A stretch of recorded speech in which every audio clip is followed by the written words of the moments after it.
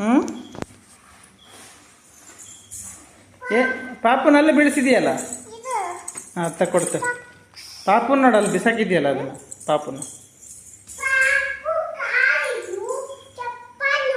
ಹಾಂ ಚಪ್ಪಲ್ ಅದ. ಹ್ಞೂ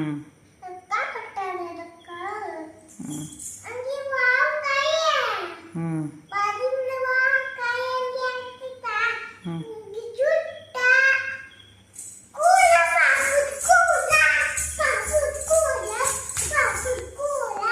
ಹ್ಞೂ ಚಂದ ಇತ್ತಾ?